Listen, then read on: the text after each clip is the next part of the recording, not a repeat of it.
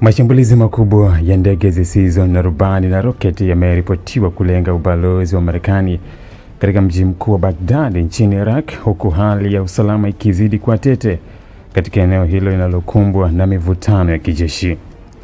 Kwa mujibu wa taarifa kutoka Reuters na AFP, vyanzo vya usalama vya Iraq vimesema kuwa shambulio hilo lilikuwa kali zaidi kwa kushuhudiwa tangu kuanza kwa mfululizo wa mashambulizi dhidi ya maeneo yenye maslahi ya Marekani nchini humo.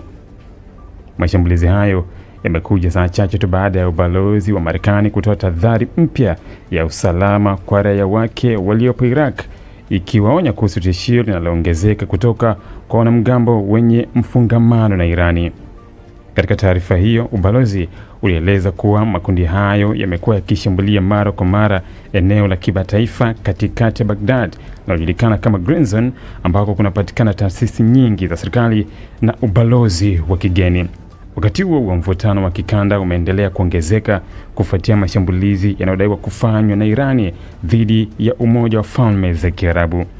Tangu kuanza kwa vita hivyo, Irani imerusha zaidi ya ndege zisizo na rubani 1900 ikilenga hasa miundombinu muhimu ya usafiri na mafuta ya UAE.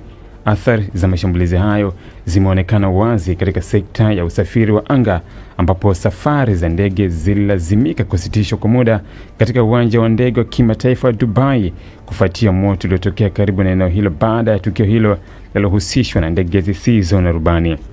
Uwanja huo ni mojawapo ya vituo vikubwa zaidi vya usafiri wa kimataifa duniani, hivyo kusitishwa kwa huduma kulisababisha usumbufu mkubwa kwa wasafiri.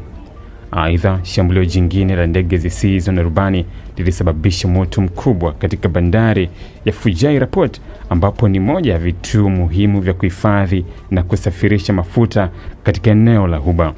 Tukio hilo linaongeza hofu ya kuvurugika kwa usambazaji wa nishati duniani.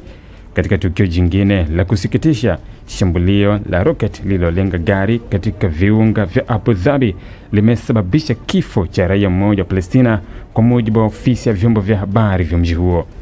Tukio hilo linaonyesha jinsi mashambulizi haya yanavyozidi kugusa raia wa kawaida.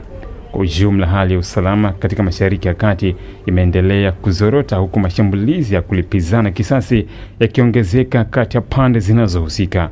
Wataalamu wa usalama wanaonya kuwa iwapo hatua za haraka hazitachukuliwa kupunguza mvutano, eneo hilo linaweza kuingia katika mzozo mpana zaidi wenye athari za kimataifa.